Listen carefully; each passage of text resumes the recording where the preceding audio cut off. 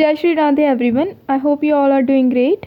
आज की इस वीडियो में we will be continuing with the pre economics optional UPSC series, जिसमें डे 2 है तो लेसन नंबर 2 है हमारा, जिसमें हम बात करेंगे economic consequences of British conquest.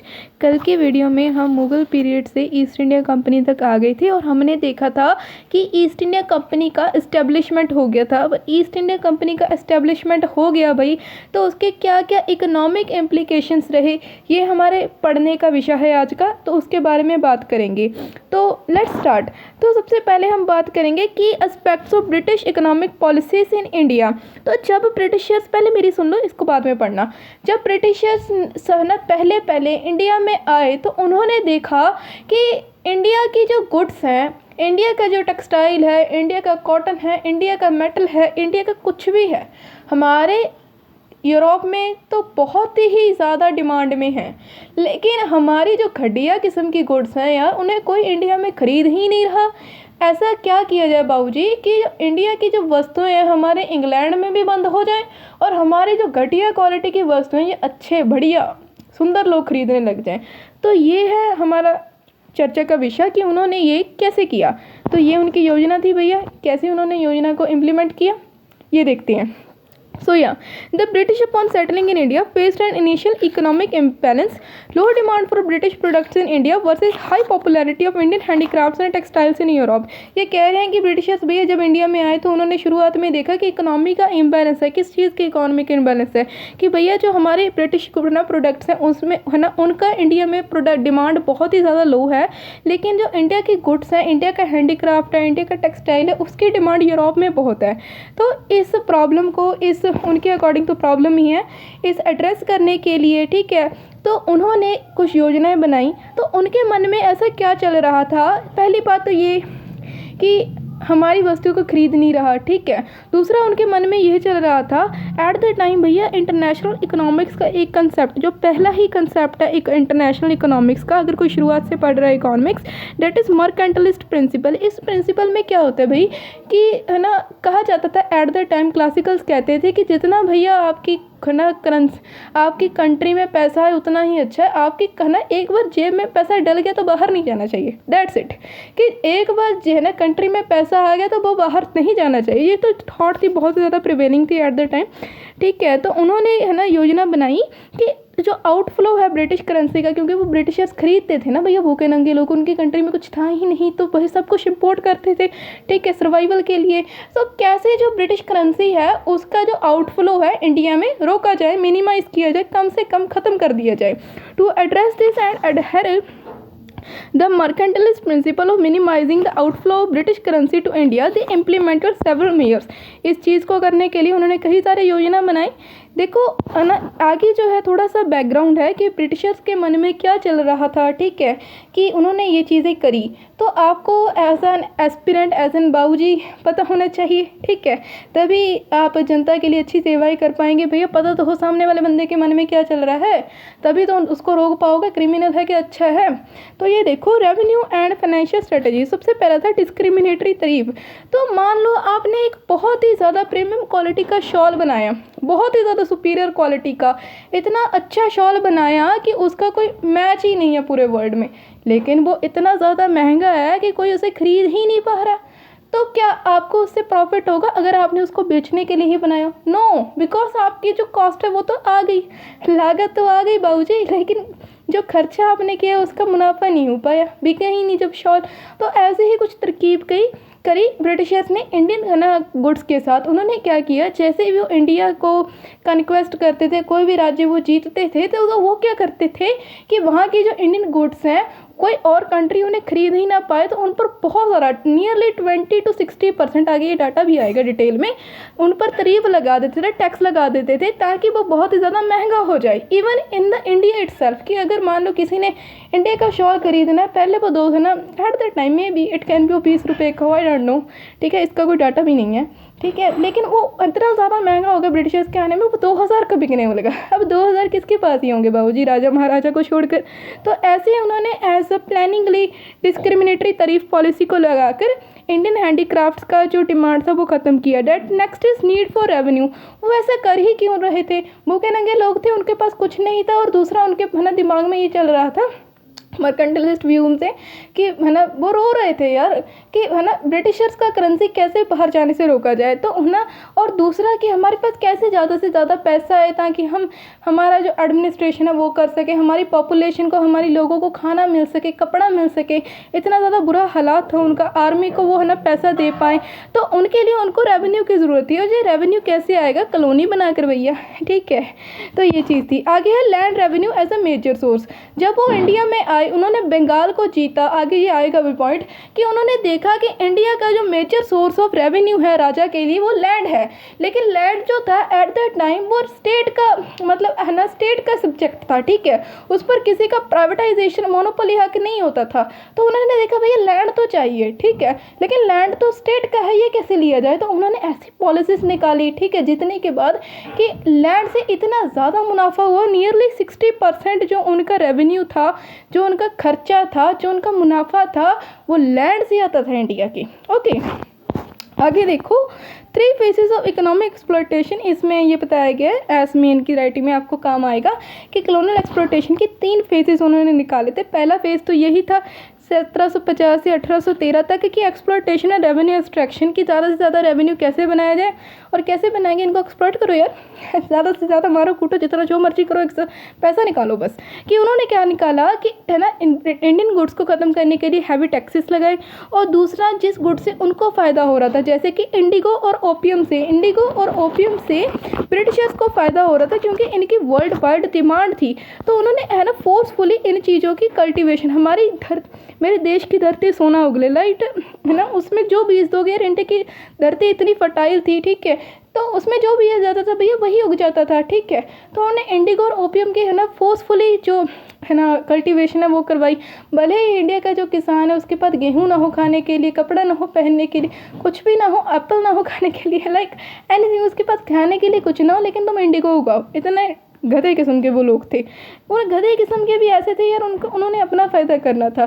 तो एज ए एडमिनिस्ट्रेटर, ठीक है, आप ऐसा ना हो जाए कि सिर्फ आप अपना फ़ायदा कर रहे हैं, ठीक है, काले गोरे मत बनना, है ना, ईमानदार बनना। हम हर वीडियो में हम यही कहते हैं, राइट। तो आगे देखो systematic deindustrialisation and free trade. इसमें क्या था कि उन्होंने है ना डिस्क्रिमिनेटरी टैरिफ पॉलिसी लगाई, ठीक है, हिपोक्रेसी जैसे कि सिस्टमैटिकली उन्होंने डिस्ट्रॉय किया कि है ना, कैसे किया कि इंडियन हैंडीक्राफ्ट्स पर उन्होंने बहुत ज़्यादा टैक्स लगाया, और ब्रिटिश है ना वंस पर उन्होंने टैक्स बिल्कुल ही ना बराबर कर दिया। इससे क्या होगा, जो इंडियन टेक्सटाइल्स थी वो बहुत ही ज़्यादा महंगी बिकने लगी। यहाँ पर जो डाटा है कि वो टैक्सेस नियरली 20 to 80% उन्होंने कर दिया। जैसे मैंने एग्जांपल दिया था कि 20 से 2000 है ना, 2000 मतलब इतनी ज़्यादा महंगी वो गुड्स जो है बिकने लग गई थी। आगे देखो जो ब्रिटिश है ना गुड्स है उन पर नियरली 0 से लेकर 3.5% तक का टैक्स, मतलब ना बराबर। सिर्फ ट्रांसपोर्ट का मुझे लगता है यहाँ पर ये कॉस्ट जोड़ रहे थे, ठीक है। ऐसे उन्होंने है ना पॉलिसीज लेकर आई जिससे जो सिर्फ ब्रिटिशर्स को फ़ायदा हो। जो फेज़ 3 है बच्चा, वो एरा ऑफ फाइनेंशियल कैपिटल है, जिसमें फेस ऑफ डिकोलोनाइजेशन हम बात करते हैं। बेसिकली इसमें जो हमारे यहाँ पर आंदोलन वगैरह बहुत चल गए थे, ठीक है, और पॉलिटी का ये विषय है जिसमें उन्होंने लोकसभा राज्य मतलब डीकोलोनाइजेशन किया था, ठीक है। मतलब ना एक कंसेप्ट होता है पॉलिटी में, I just forget the name, ठीक है, कि जिसमें वो ना मतलब वो डायरकी किया, ठीक है, ये चीज़ें उन्होंने की। सो ये पॉलिटी का ज़्यादा विषय है, इस पर मैं नहीं जा रही। तो आगे देखो British land system in colonial India. तो आगे हम बात करेंगे, जैसे मैंने आपको बोला था कि ब्रिटिशर्स को इस बात का पूरा अंदाज़ा हो गया था कि ज़्यादा से ज़्यादा जो रेवेन्यू जनरेट किया जा सकता है वो लैंड से जनरेट किया जा सकता है। तो भैया उन्होंने कुछ ऐसी पॉलिसी है ना, तो सबसे पहले उन्होंने आक्रमण किस पर किया, लैंड पर। और लैंड पर कैसे आक्रमण किया, ये इस पॉलिसीज़ का बात है, ये इस ना मतलब पॉलिसी का विषय है। अब देखो कि जब जैसे ही उन्होंने बंगाल को जीत लिया, बंगाल पर उनको कंट्रोल आ गया, तो उन्होंने क्या किया है ना, उन्होंने रियलाइज़ किया, उन्होंने देखा कि लैंड जो है major primary source of income है। और मोर ओवर हमने ऊपर पढ़ा भी कि 60% से ज़्यादा रेवेन्यू जो था ब्रिटिशर्स का वो लैंड से ही आ जाता रहा।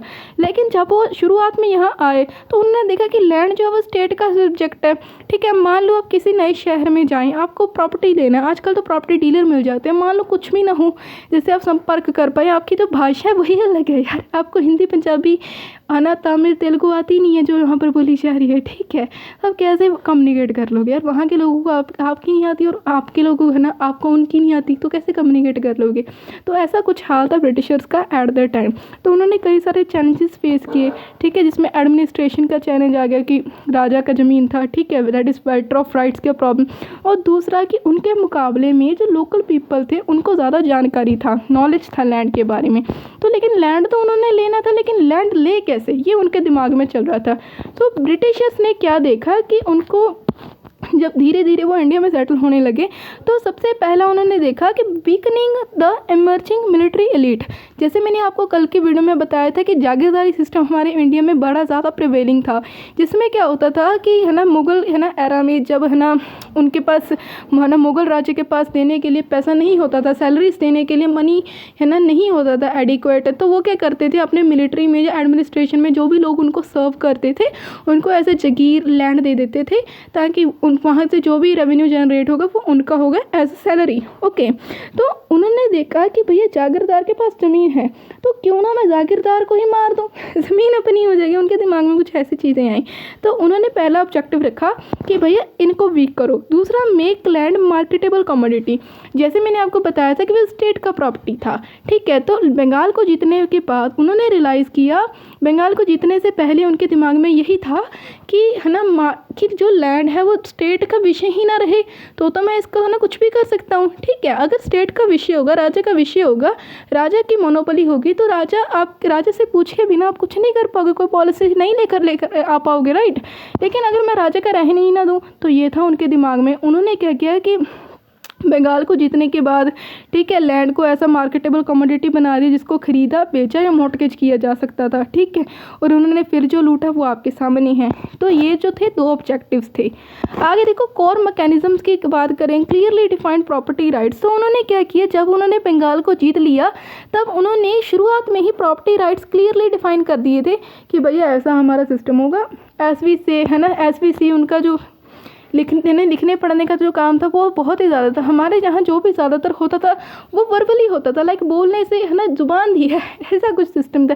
लेकिन वहाँ पर जुबान देने का सिस्टम नहीं होता था, वो पूरा का पूरा लिखना करते थे, ठीक है। तो उन्होंने प्रॉपर्टी राइट्स को क्लियरली डिफाइन किया कि कैसे किसका राइट होगा, कैसे वो टैक्स जनरेट करेंगे, बेसिकली वो कैसे लूटेंगे, उनका प्रॉपर उन्होंने ड्राफ्ट बनाते थे वो लोग। Okay, the 3 major land revenue system. तो उनके अंडर हम 3 मेजर लैंड रेवेन्यू सिस्टम पढ़ते हैं ब्रिटिश राज के अंडर, जिसमें है ना वो क्लियरली डिफाइंड करते हैं कि किसका प्रॉपर्टी होगा, कौन लैंड को टिल करेगा, कौन टैक्स का कलेक्शन करेगा। तो इनके ऊपर हम बात करते हैं। सो 3 जो रहना सिस्टम्स हैं, पहला सिस्टम है परमानेंट सेटलमेंट सिस्टम, जिसे हम जमींदारी सिस्टम के नाम से भी जानते हैं। दूसरा है रैयतवाड़ी सिस्टम, तीसरा है महलवाड़ी सिस्टम। तो सबसे पहले सिस्टम के ऊपर बात करते हैं, that is permanent settlement system और द जमींदारी सिस्टम। तो पहले सुन लो फिर देखना।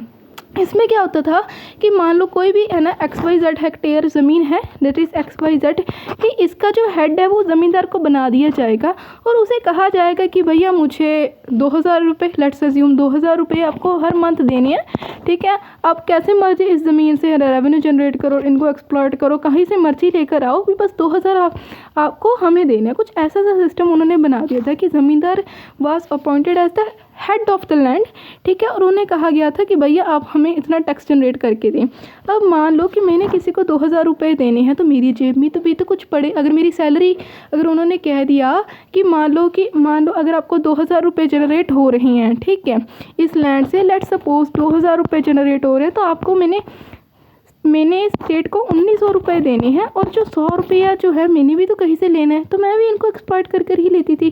तो अल्टीमेटली क्या होता था कि जो लोग यहाँ पर काम करते थे, ठीक है, उनके पास से लैंड भी छिन गया और उनको एक्सप्लॉइट किया जाता था। अल्टीमेटली देखो है ना, आपको भी पता कि लगातार आप है ना किसी है ना खेत पे अगर कल्टीवेट करते ही जाओगे, वो भी ऐसी क्रॉप, इंडिगो ओपियम जैसी, ठीक है, तो ऑब्वियसली खेत का नुकसान होगा और जितनी आपको वो पैदावार शुरुआत में दे पा रहा था उतनी वो घाटे में जाता जाएगा। तो अल्टीमेटली क्या हुआ कि जो लोग वहाँ पर काम करते थे उन्होंने पैसा उनको देना पड़ता था, टैक्स देना पड़ता था, नहीं तो मार पड़ती थी। इसीलिए कहा जाता है कि स्ट्रांग बनो, कमज़ोर हो गए तो कोई भी आक्रमण करेगा, ठीक है। तो है ना, वो क्या करते थे कि लोन वगैरह लेते थे, अल्टीमेटली पीजेंट्स का नुकसान होता था। और जो है ना इसके अंडर हम ये भी बात पढ़ते हैं कि सिंस है ना जब जब है ना लोग काम कर रहे हैं जो खेत में, उनके पास अगर खाने के लिए पैसा नहीं होगा तो वो एग्रीकल्चर में तो क्या ही इन्वेस्ट करेंगे। तो एग्रीकल्चर का जो हालात था बहुत ही ज़्यादा बुरा हो गया था। ज़मींदार जो थे वो अमीर होते जा रहे थे दिनों दिन, ठीक है, क्योंकि वो है ना जब मैं 100 रुपये कमा रहे थे, अगली बारी मेरे मन में आएगा 200 कमाऊँ या 250 कमाऊँ, 300 कमाऊँ, कैसे मर्जी लेकर आए ये लोग, ठीक है। जब मुझे कह ही दिए कि मुझे 2000 रुपये देना है, ठीक है, मैं चाहे है 3000 कमाऊँ, उन्हें उनसे क्या, ये चीज़ें थी। तो परमानेंट सेटलमेंट सिस्टम हम पढ़ते हैं। The permanent settlement system also known as the zamindari system was a land revenue arrangement introduced to address the British need for stable and predictable income from land। ये जो सिस्टम था, ये पहला system introduce किया था उन्होंने एग्रीकल्चर को लेकर।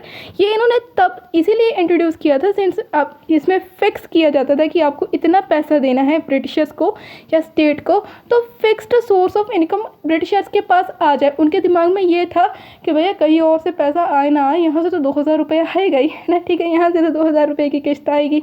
तो उन्होंने इस चीज़ के लिए ये सेटलमेंट सिस्टम बनाया था। इसकी की डिटेल्स की बात करें तो ये इंट्रोड्यूस किया था 1793 में, किसने, लॉर्ड कॉर्नवालिस में, ठीक है। और कहाँ कहाँ किया था, बंगाल, बिहार, उड़ीसा एंड वाराणसी, जो 57% एरिया ब्रिटिश कंट्रोल का कवर अप करते थे, नियरली 60%, राइट, आधा से ज़्यादा।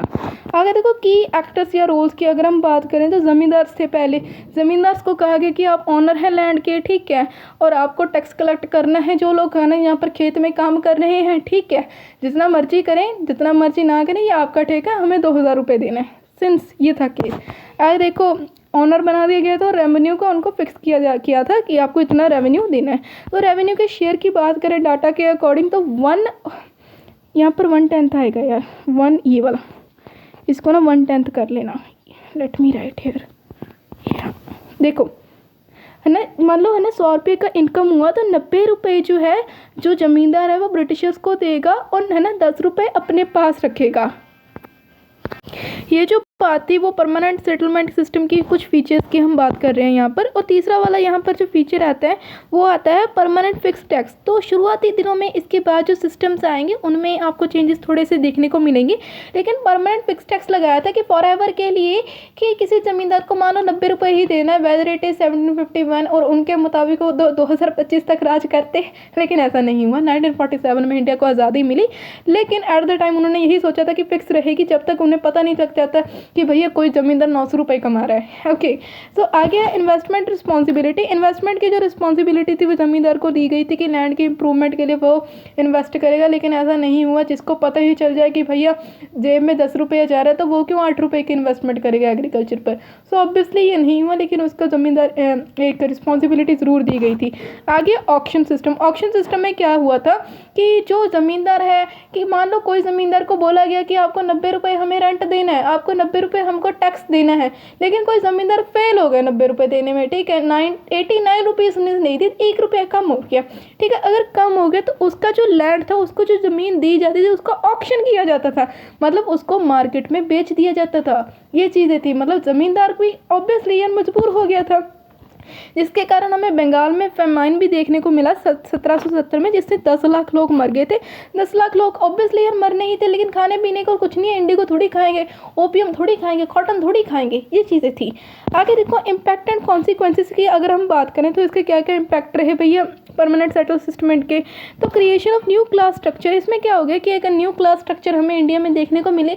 जैसे at the time of state Mughal era में ज़्यादातर लोग जो थे वो इक्वली थे, रिगार्डलेस वो जो है ना जागीरदार नहीं है, ज़मींदार नहीं है, लेकिन फिर भी इतना ज़्यादा एक्सप्लॉयटेशन जो था वो मुगल एरा में नहीं होता था, क्योंकि स्टेट है ना, जो लैंड था वो स्टेट का सब्जेक्ट था, और जो भी पॉलिसीज़ बनती थी वो राजा से पूछ कर बनती थी। लेकिन जैसे ही है ना ब्रिटिशर्स ने कंट्रोल अपने कमान अपने हाथ में ली तो एक्सप्लोटेटिव पॉलिसीज़ बने। तो एक ऐसा क्लास हमें देखने को मिला कि ज़मींदार जो थे वो दिनों दिन अमीर होते जा रहे थे रेवेन्यू के कारण, जो पीजेंट्स थे वो गरीब होते जा रहे थे। आगे ऑपरेशन एंड एक्सप्लोटेशन, सिंस है ना उन ज़मींदार ने, ठीक है, ज़्यादा से ज़्यादा वो रेंट लगाता था ताकि एक बार 100 रुपये की कमाई हुई तो दूसरी बारी 200 की हो।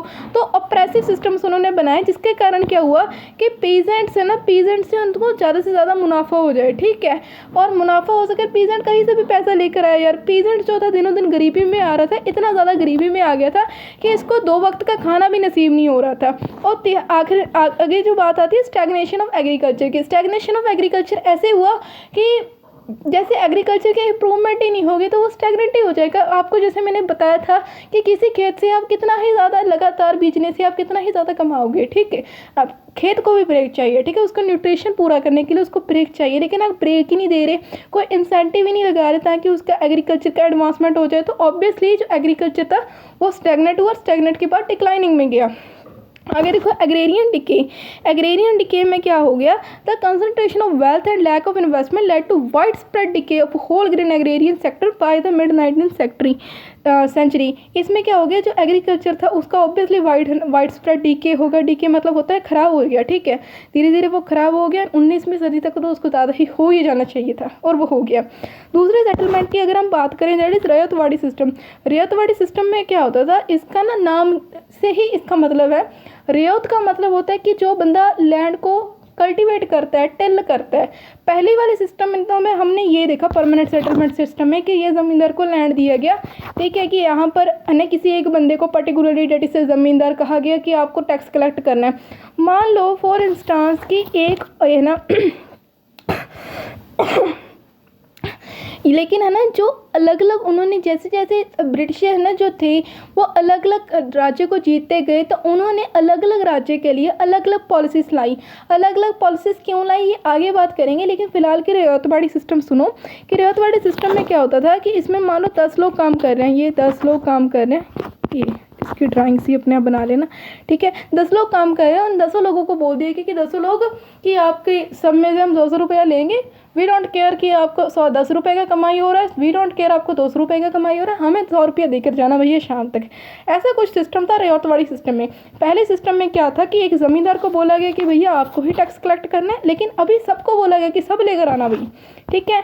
सो Ryotwari system, the Ryotwari settlement was a land revenue system design to establish a direct relationship between the colonial state and individual cultivator. इसमें क्या होगा, कोई इंटरमीडियरी रहा ही नहीं, ज़मींदार रहा ही नहीं कि जो भी रैयत है ना, जो भी बंदा काम कर रहा है वो सीधा का सीधा टैक्स जमा करवा रहा है। इसके की डिटेल्स की अगर हम बात करें तो इंट्रोड्यूस हुआ था अर्ली 19th सेंचुरी में बाय थॉमस मुनरो और कैप्टन रीड ने इनको इंट्रोड्यूस कराया था, उनकी ये तरकीब थी।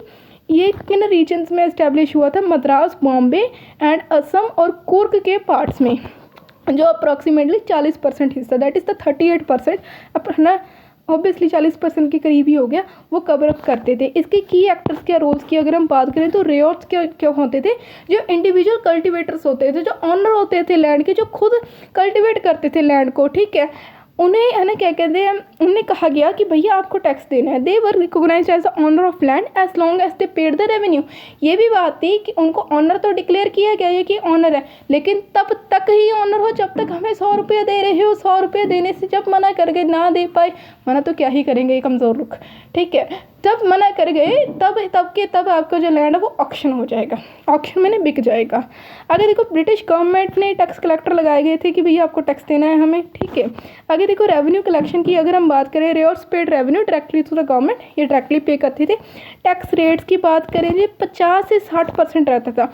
50% on the dry land, 60% on the irrigated land. Dry land और इरीगेटेड लैंड क्या होता है, मैं चाहूँगी आप इसको गूगल करें, फोटोज़ भी देखें, ठीक है। आगे देखो जो है ना परमानेंट सेटलमेंट सिस्टम में हमने देखा था कि उनका जो है ना टैक्स था वो फिक्स होता था फॉरएवर, लेकिन जैसे मैंने बोला था आपको कि पहला सिस्टम है, आगे जिन राज्यों पर उन्होंने कब्जा किया, जीता, तो उन्होंने देखा यार ये तो घाटे वाली बात हो गई है, इन्फ्लेशन आ रही है, इन्फ्लेशन उनके दिमाग में थी, ठीक है, तो क्यों ना दिन प्रतिदिन टैक्स को बढ़ाया जाए। तो ये हुआ रैयतवाड़ी सिस्टम ने। तो वो क्या करते थे कि 20-30 साल बाद ये 100 रुपये से सीधा मान लो लेट अस अज्यूम 500 कर दिया, कभी 1000 कर दिया, तो बढ़ाते रहते थे।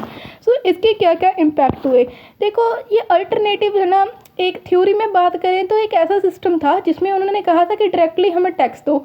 मान लो मुझे कमाई ही 10 रुपये की हो रही है तो 100 रुपये मैं आपको कैसे दूंगी, तो अल्टीमेटली जो 90 रुपये है मैं किसी से मांग कर दूंगी।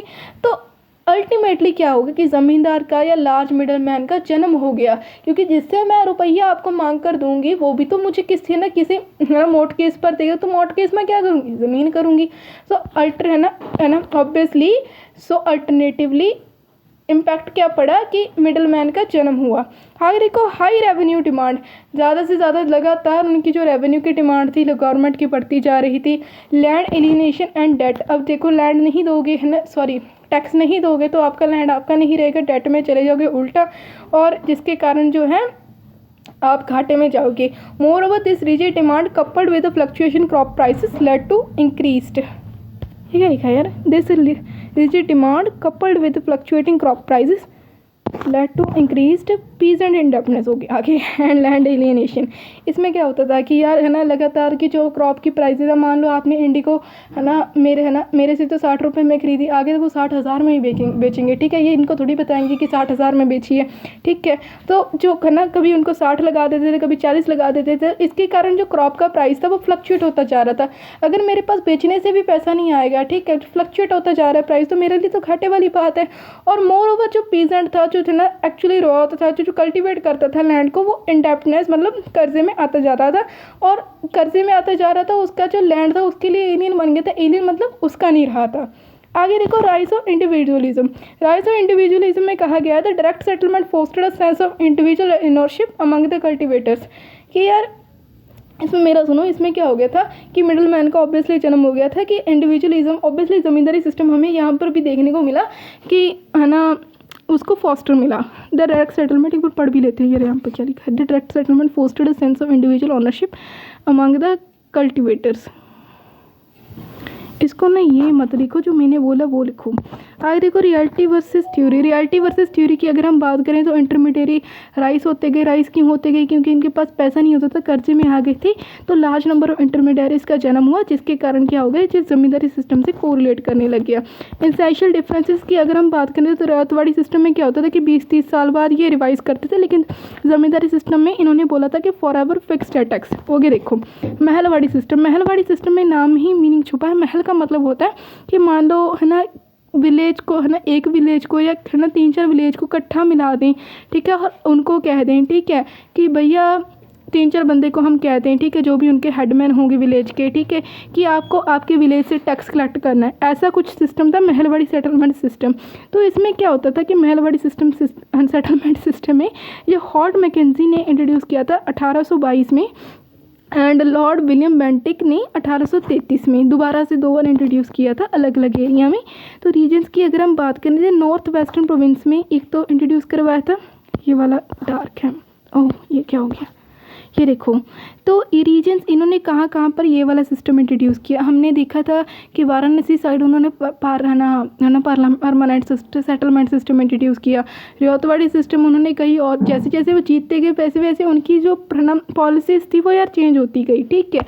तो देखो जो महलवाड़ी सिस्टम है ये कहाँ पर इंट्रोड्यूस हुआ था, नॉर्थ वेस्टर्न प्रोविंसेस में, पंजाब में और पार्ट्स ऑफ सेंट्रल इंडिया में। अगर आप इंडिया का पुराना मैप देखोगे नियर अराउंड 1822 का, तो आपको वहाँ पर ये टेरिटरीज देखने को मिलेंगे जो नियरली 5% एरिया ब्रिटिश का कैप्चर करती थी।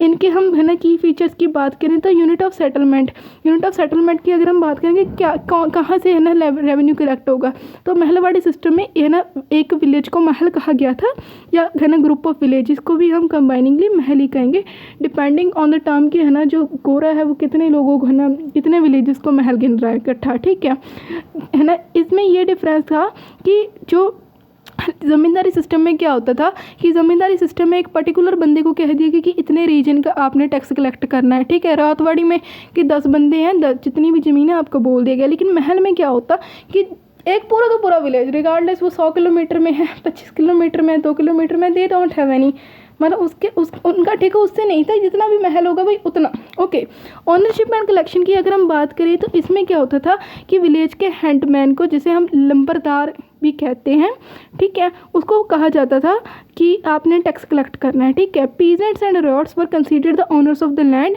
While the village headman was responsible for collecting the revenue from all villagers and remitting it to the government. कि पीजेंट्स को कहा गया कि भैया आप ऑनर तो हो लैंड के तब तक जब तक आप टैक्स दे रहे हो, और टैक्स कौन कलेक्टर करेगा, विलेज का हेडमैन, ठीक है। अगर देखो पेमेंट की बात करें, द विलेज कम्युनिटी और the landlord collectively were responsible for paying the land revenue. पहले वाले सिस्टम में क्या था कि ज़मींदार जिम्मेवार था, ठीक है, दूसरे वाले सिस्टम में रियात जिम्मेवार थे, इसमें ये दोनों कलेक्टिवली रिस्पॉन्सिबल थे, ठीक है। तो रियातवाड़ी सिस्टम की अगर हम बात करें तो इसमें भी पीरियोडिक है ना लाइक द रेवतवाड़ी सिस्टम की हम बात करेंगे तो उसमें भी 20-30 साल वो रिवाइज करते थे टेक्स्ट को।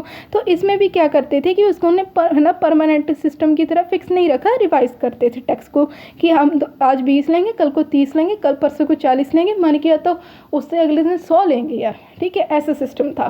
तो इसका इम्पैक्ट की अगर हम बात करें तो पहले तो collective responsibility, the system encourages sense of collective responsibility among the village communities regarding the revenue payment, however this often led to disputes with the community over the internal division of tax burden।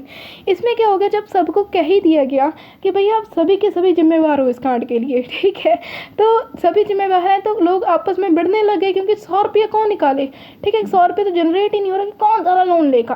तो ऐसी जो चीज़ें हमें देखने को मिली, disputes वगैरह, लोग हमें आने लगे कि यार मैंने तो अच्छी से की थी तुमने नहीं की थी, ऐसी चीज़ें, ठीक है। इकोनॉमिक स्ट्रेन की अगर हम बात करें तो revenue demand remained high which led to economic strain on the peasant. Obviously जो पीजेंट्स जो ऑनर है लैंड के, ठीक है, जब विलेज हेड मेरा कलेक्टिवली रिस्पॉन्सिबल है तो उनका दिमाग पर स्ट्रेन आएगा ना यार कि कहाँ से लेकर आएँ पैसा, ठीक है।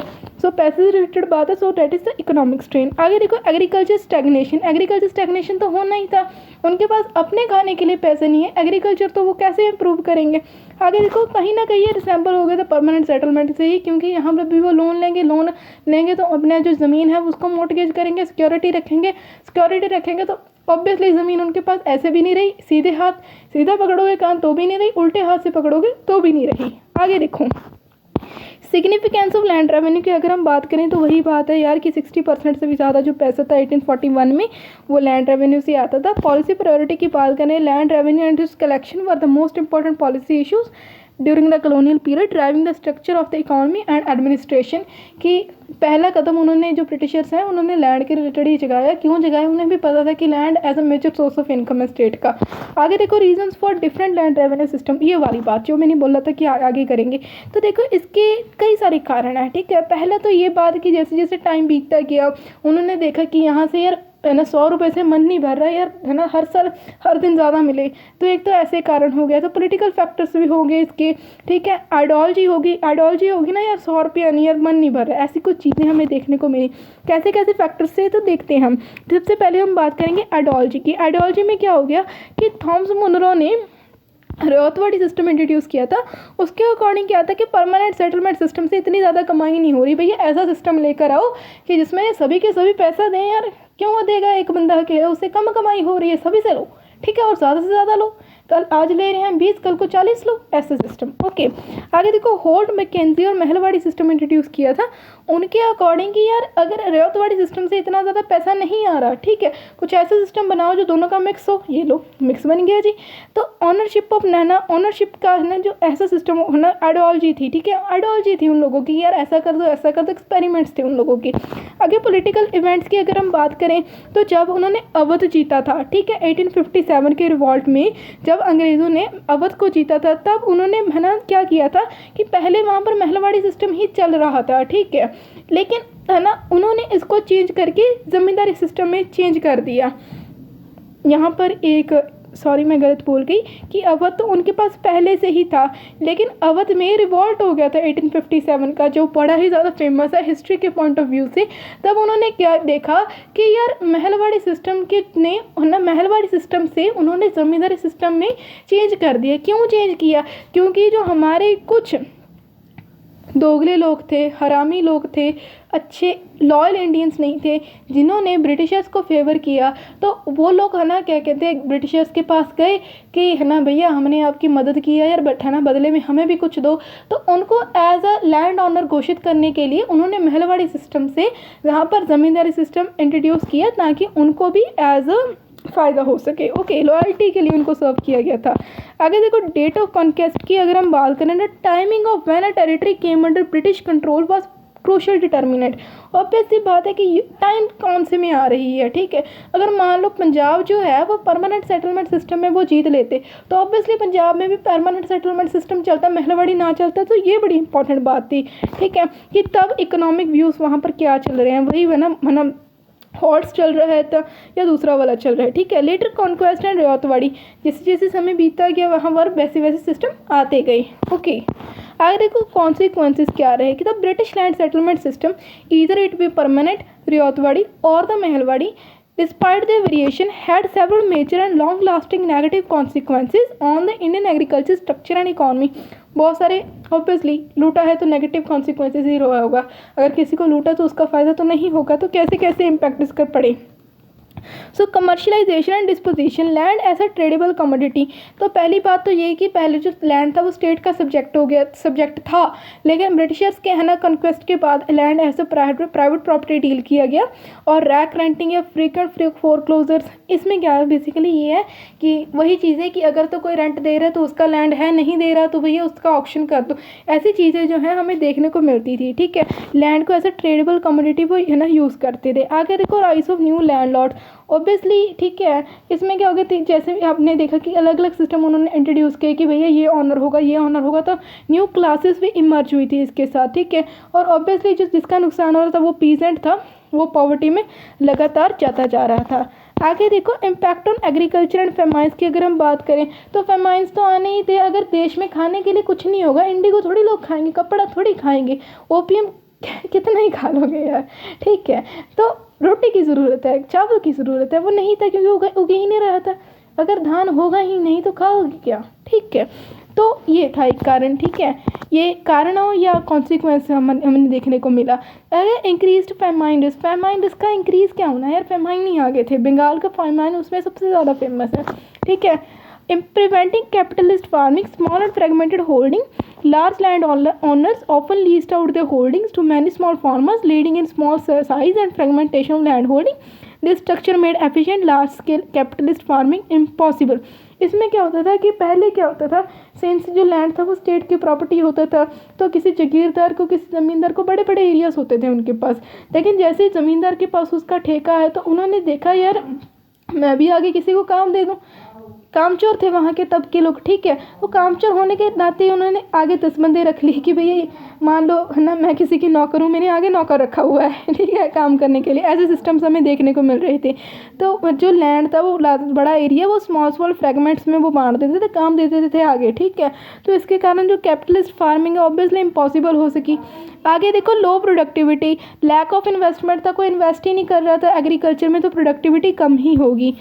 आगे एग्रेरियन क्लास स्ट्रक्चर की हम बात करें या फ्रेगमेंटेशन की हम बात करें तो एक्सट्रीम इनइक्वालिटी थी between the land Lord owner या पीजेंट। ठीक है, जो पीजेंट था वो लगातार डेट में आता जा रहा था, लेकिन जो ज़मींदार था वो लगातार इम्प्रूव होता जा रहा था उसका स्टेटस। ठीक है, जो टेनेंट्स या सब टेनेंट्स थे, ठीक है, यहाँ पर कुछ डाटा दिए गए हैं, मैं आपको अंडरलाइन करवाती हूँ कि a small group of landlords approx 7% of the villages own 75% of the fertile land, कि 7% जो लोग थे, मान लो 7 लोग है ना 75 हेक्टेयर लैंड हिस्सा कर बैठे, इतना ज़्यादा उनके पास लैंड था। टेनेंट्स एंड सब टेनेंट्स की हम बात करें अप्रॉक्स 48% ऑफ द पॉपुलेशन, जो 48% पॉपुलेशन थी उनके पास 25% लैंड था।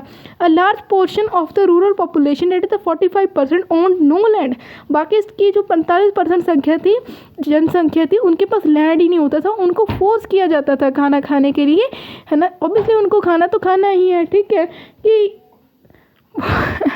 वो काम करें, ठीक है, खेत में। आगे देखो मेजर इश्यूज़ की अगर हम बात करें तो major issues associated with the British land revenue policies, तो changing land rights, tillers become tenants.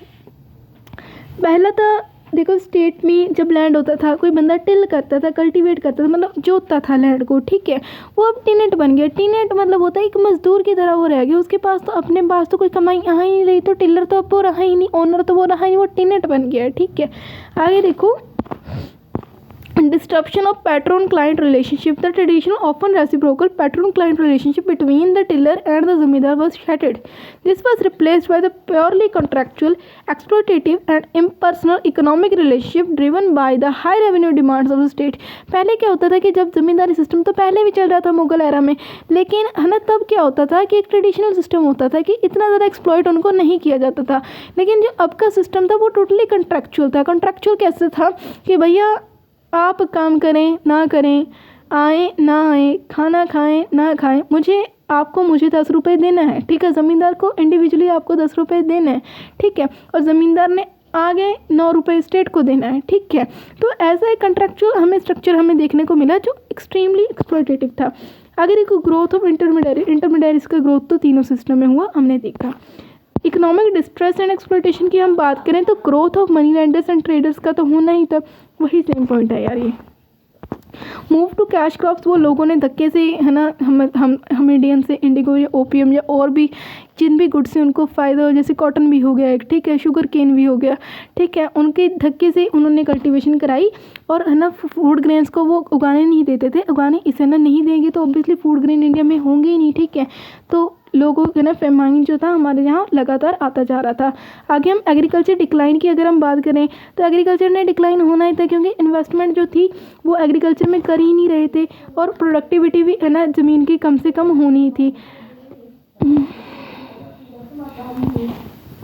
और एक बात और है यार, जैसे देखो है ना, मान लो किसी खेत से आपको पहले है ना लेट्स सपोज कि 100 बोरी अनाज की निकल रही थी, अब अनाज नहीं उग रहा, पहले इंडिगो लगाया, ओपीएम लगाया, थोड़ी ज़मीन पर आपने गेहूं भी लगा लिया, ठीक है, अगर लगा भी लिया तो यार ज़मीन की फर्टिलिटी नहीं रही, तो धीरे धीरे टाइम के साथ वो, ठीक है, मैंने कितना बोला था, तो 10 बोला था यार, 100 बोला था, एनीवे ठीक है, वो कम हो जाएगी, ये सिस्टम है, ठीक है।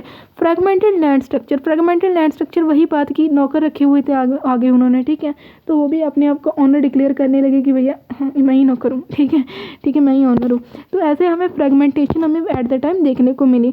तो enduring differences from the colonial land system, varying colonial land tenure system, Zamindari, Ryotwari and Mahalwari have left persistent measurable differences in regional development, agriculture adaptability and political environments in India even decades after independence। की अभी भी जो हमें कि आज भी हमें उन्होंने जो उन्होंने है ना पॉलिसीज़ लेकर आई, उनका नक्षत्र, उनकी इम्पैक्ट आज भी हमें इंडिपेंडेंट इंडिया में 2025 में भी देखने को मिलती हैं कि आए दिन यार नई समस्या हमारे यहाँ रहती है कि कभी कहते हैं ट्रेडिशनल फार्मिंग करनी है, कभी कहते हैं ऑर्गेनिक फार्मिंग करो भैया प्रॉपर, ठीक है, कभी कहते हैं कि HYV सीड्स को अपना लो, तो अभी भी उनके जो इम्पैक्ट है हमें देखने को मिलते हैं, ठीक है। एग्रीकल्चर प्रोडक्टिविटी एंड इनइक्वालिटी का अगला टॉपिक है, इसमें जो अभिजीत बनर्जी हो गए या लक्ष्मी अय्यर हो गए, ये 2 इकोनॉमिस्ट हुए हैं जिन्होंने ज़मींदारी सिस्टम के ऊपर स्टडी की थी और अलग अलग सिस्टम के ऊपर इन्होंने स्टडी की थी बेसिकली, लेकिन है ना ऑब्वियसली अलग अलग स्टेजेस में की होगी। तो उनका है ना कुछ है ना स्टेज एरियाज़ के बारे में ये अपना व्यू पॉइंट देते हैं कि ज़मींदारी एरियाज़ की अगर ये बात करते हैं तो उनमें ये बताते हैं कि है ना एक है ना जो कुछ लोग थे डेट इज ज़मींदार लोग, वो लगातार अमीर होते जा रहे थे, लेकिन जो पीजेंट्स थे, जो टिलर्स थे, वो लगातार गरीब होते जा रहे थे, जिसके कारण क्या हो गया कि इनकम इनइक्वालिटी लगातार बढ़ती जा रही थी। आगे देखो रियायतवाड़ी एरियाज़ की ये कहते हैं कि है ना सभी लोग टैक्स दे रहे थे तो सभी का इकट्ठा ही नुकसान हुआ था वहाँ पर, ये बात करते हैं, ठीक है। Political environment and class resettlement की अगर हम बात करें, the nature of colonial land relationship established a political culture that persist today, कि अभी भी जो उन्होंने वो रिलेशनशिप बनाया था, ठीक है, ज़मींदार के बीच में, ठीक है, महलवाड़ी सिस्टम में, लंबरदार वगैरह वाली चीज़ें आज भी एग्जिस्ट करती हैं इंडिया में। जैसे ज़मींदारी एरियाज़ जो है वो आज भी हमारे यहाँ है ना एग्जिस्ट करते हैं, जैसे माओइस्ट हो गया, ठीक है, इन स्टेट लाइक बिहार हो गया, ठीक है, मतलब राजा भैया यार इसको तो समझाने की ज़रूरत ही नहीं है।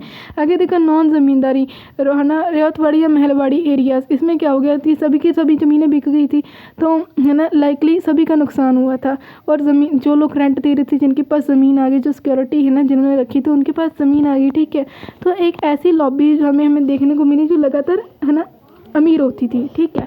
आगे देखो पब्लिक इन्वेस्टमेंट एंड इंफ्रास्ट्रक्चर की अगर हम बात करें तो investment in Ryotwari system, because the state could periodically revise rents in Ryotwari areas, the British administration had an incentive to make public investment.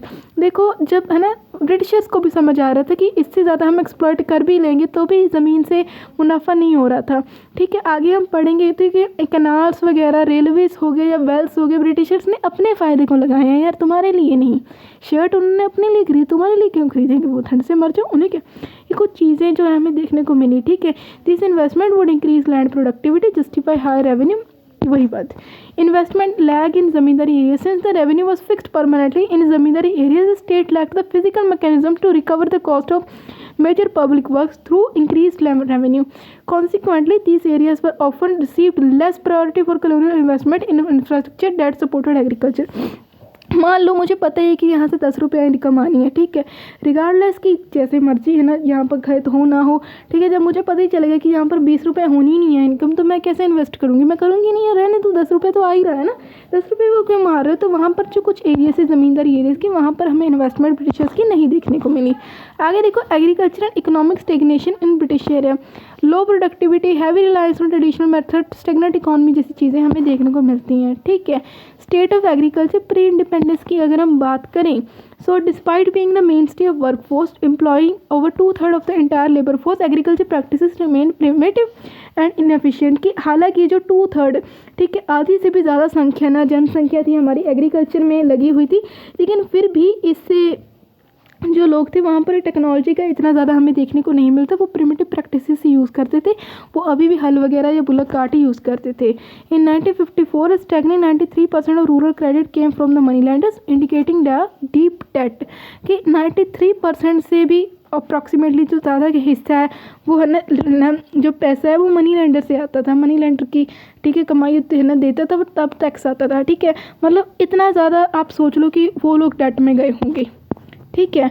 Burden and lack of formal financial institution, formal financial institution तो हो ही ना है ही नहीं था वहाँ पर, ठीक है। अगर टेक्नोलॉजी की अगर हम बात करें तो 97% of all farms utilise the wooden plough, वही जो हमने बात कहा था आपको कि वो वुडन प्लो का यूज़ करते थे, आर्टिफिशियल फर्टिलाइजर वगैरह चीज़ें वहाँ पर नहीं देखने को मिलती थी। इरीगेशन की बात करें, 19% जो कल्टिवेबल एरिया था रेतवाड़ी एरियाज का, ठीक है, या महलवाड़ी एरियाज में भी हमें कहीं ना कहीं देखने को मिलते हैं। वहाँ पर आपको इन्वेस्टमेंट देखने को मिलेगी यार, जहाँ पर वो कर सकते थे, ठीक है। ब्रिटिशर्स ऑब्वियसली उन्होंने देखा कि यहाँ से नदी आ रही है, नदी से अगर मैं कैनाल खींच लूँ यहाँ तक तो कहीं ना कहीं पानी का इंतजाम हो जाएगा, तो कहीं ना कहीं एग्रीकल्चर का इंप्रूवमेंट हो जाएगा, ठीक है। तो वहाँ पर ऐसी चीज़ें आपको इन्वेस्टमेंट वहाँ पर देखने को मिलेगी। हेड एक्सेस, तो यहाँ पर वही देखा गया कि 19% जो कल्टिवेबल लैंड था पूरे इंडिया में, उसके पास ही इरीगेशन का प्रॉपर एक साधन था, किसी के पास, बाकियों के पास नहीं था, रेनफॉल पर डिपेंडेंट थे सारे, ठीक है। Low growth and declining food availability, ये तो हम पता नहीं कितने समय से पढ़ रहे हैं यार कि यार उनके पास खाना था नहीं, खाना था नहीं, खाना था नहीं। Long term stagnation 50 years before independence, independence से 50 साल पहले की अगर हम बात करें तो लॉन्ग टर्म स्टेगनेशन आ गई थी यार, स्टेगनेशन भी आगे से डिक्लाइनिंग लिखना चाहिए था, ठीक है। The average agriculture growth was extremely low at about 0.3% per annum, लेकिन जनसंख्या तो यार लगातार बढ़ती जा रही है, जनसंख्या लगातार बढ़ती जा रही है, तो उन्हें भी तो खाना खिलाना है, तो है ना, मतलब एप्पल बाद में आता था लेकिन 100 लोग पहले पहुंच जाते थे कि हम खाएंगे इसको। ऐसी जो चीज़ें हमें एट द टाइम देखने को मिली। So population outpaced food. आगे economic breakdown in the 20th century, 1900 से 1946 की ये बात करेंगे। The early 20th century saw dramatic mismatch between the sectoral and population growth leading to overall economic stagnation. वही बात यार, एप्पल एक था, ठीक है, खाने वाले 100 थे। Agriculture slow down, agriculture growth slowed further to 0.31%। की एग्रीकल्चर का ग्रोथ कहाँ हो रहा है, नेग्लिजिबली हो रहा है, 1% से भी कम। ओवरऑल एनडीपी ग्रोथ की अगर हम बात करें, that is the net domestic product. कैसे निकालते हैं ये मैक्रो इकोनॉमिक्स में हम जब स्टार्ट करेंगे सब्जेक्ट को निकालना भी सिखाएंगे कि grow at faster yet still modest at 0.86%। देखना ज़रा गूगल करके कि ये बढ़ता जा रहा था, लेकिन फिर भी जो ग्रोथ है वो 0.86% क्यों दिखाई गई है यहाँ पर। पॉपुलेशन ऑफसेट की अगर हम बात करें तो overall NDP growth were almost entirely offset ऐसा हाई पॉपुलेशन ग्रोथ ऑफ 0.87%। कि यही वही आ रही है कि पॉपुलेशन तो लगातार बढ़ती जा रही थी लेकिन खाना नहीं था, ठीक है। तो population outpaced the growth. Stagnant per capita income, ठीक है, कि पर बंदे की कमाई लगातार गिरती ही जा रही थी, जो नेग्लिजिबल थी, नेगेटिव में चली गई थी 0.01%। इसका तो मुझे कुछ डाटा भी मैंने कल ही पढ़ा था कि यार 200 रुपये है ना, 200 नहीं यार, कुछ कम था। I will tell you, okay, मुझे जैसे ही याद आता है मैं आपको बताऊंगी नेक्स्ट वीडियो वगैरह में, ठीक है। जैसे इसी वीडियो के बाद मैं पढ़ूंगी। In sense during the 20th century the economy was locked in a cycle where any marginal economic growth was swallowed up by the population increase. कि जैसे थोड़ी सी भी ग्रोथ होती थी उससे पॉपुलेशन निकल जाता था, ये बात नंबर की गई है। आगे लास्ट टॉपिक है, पेशेंस बनाए रखें, हम भी आपके साथ ही बोल रहे हैं। अगर देखो इरिगेशन की अगर हम बात करें तो मैंने आपको पहले बताया था कि जहाँ पर ब्रिटिशर्स देखते थे कि यहाँ पर या थोड़ी सी इन्वेस्टमेंट करेंगे तब यहाँ पर, ठीक है, ना एग्रीकल्चर का ग्रोथ हो जाएगा। जैसे पंजाब में आपको कनाल्स वगैरह बहुत ज़्यादा देखने को मिलेंगे, ठीक है। कनाल्स वगैरह क्यों? क्योंकि यहाँ पर सिंधु नदी है, ब्यास नदी है, अलग अलग तरह की नदी है। मतलब बिहार में भी या जहाँ पर है ना वाराणसी में भी जहाँ पर नदी उनको दिखी वहाँ पर ही वो कनाल बनाएंगे ना। तो इरिगेशन की फैसिलिटी परमानेंट आपको वही देखने को मिलेगी जहाँ पर ऑलरेडी पानी था, ठीक है। सो ज्योग्राफिकल अवेलेबिलिटी या पेरेनियल सोर्स ऑफ वाटर बहुत ज़्यादा योगदान यहाँ पर देते थे। मोड्स ऑफ इरिगेशन की अगर हम बात करें तो वो दो थे, एक होता था कैनाल, एक होता था वेल, के दोनों ही बहुत महंगे थे हमारी एट द टाइम पॉपुलेशन के लिए। कैनाल जो था लार्ज स्केल प्रोजेक्ट था, उसे बनाने के लिए प्राइवेट मनी का ज़रूरत था, इतना ज़्यादा मनी का ज़रूरत था। पहले आगे ही क्यों है ना कौन आए, ठीक है। आगे अगर कोई आ भी गया तो उससे तो छीनना ही है ना, क्यों आएगा कोई आगे, ठीक है। तो कैनाल जो था, वेल्स जो था, वो है ना क्या कहते हैं, कॉस्टली थे, लार्ज स्केल थे, प्राइवेट मनी रिक्वायर्ड थी। तो उनके लिए कौन बनाता था? ये ब्रिटिशर्स ही बनाते थे। वो भी तब है ना तभी बनाते थे जब उनको फ़ायदा दिखता था, ठीक है। तो कैनाल्स वगैरह हमें ज्योग्राफिकल लोकेशन में देखने मिले, लेकिन डेक्कन एरिया में आपको ज़्यादातर वेल्स देखने को मिलेंगे जो एट द टाइम उन लोगों के लिए बहुत ही ज़्यादा कॉस्टली थे। Despite these cost constraints, the percentage of land irrigated as a proportion of the total cropped area did not show some growth, increasing from 12 to 22% between the 1835 to 1938। फिर भी उन्होंने कनाल वगैरह लगाने के बाद इतनी ज़्यादा ग्रोथ जिन्होंने उन्होंने सोची थी उन्होंने देखने को नहीं मिली। इरिस्पेक्टिव कुछ एरियाज थे जहाँ पर उनको देखने को मिली 12 से कुछ 22% जो ग्रोथ है हमें देखने को मिली इतने ज़्यादा दशक के बाद, क्योंकि यार लूटते ही जाते हो ज़मीन को, कितना ही लूट लोगे। आगे जोग्राफिकल कंसंट्रेशन फॉर इरिगेशन, ये वही चीज़ है कि पेरेनियल सोर्स ऑफ वाटर में आपको देखने को मिलेगा। फॉर इंस्टांस पंजाब हो गया, डेल्टा एक मद्रास हो गया, या वेस्टर्न यूपी हो गया, या सिंध का एरिया हो गया। डेल्टा के एरियाज़ में है ना all other areas were located in the basin of Ganga, या वही चीज़ कि गंगा है ना या सिंध नदी के पास ये जो चीज़ें थी देखने को आपको मिली। बाकी के जो सारे एरियाज थे वो मानसून पर डिपेंडेंट थे। डेक्कन प्लेटू की बात करें तो वहाँ पर कोई पेरेनियल सोर्स ऑफ वाटर जो थे वो लिमिटेड थे, इसलिए वहाँ पर वेल्स वगैरह की कंस्ट्रक्शन की गई। So this was all about today's video. थक गई हूँ यार मैं भी, कि जिसमें हमने बात की एग्रीकल्चर सिस्टम के बारे में ही मेजरली हमने बात किया था। ये कुछ प्रैक्टिस क्वेश्चन है आपके लिए, प्लीज़ इनका ना स्क्रीनशॉट ले लो। ये इस लेसन को पढ़ने के बाद ही आंसर किए जा सकते थे, और मैंने आपको पूरा का पूरा लेसन पढ़ाया। Do let me know in the comment section आपको कैसा लगा आज का वीडियो। कोई डाउट हो तो कमेंट सेक्शन में यार पूछ लेना। Otherwise will meet you in the next video. Have a nice day, take care, हर हर महादेव।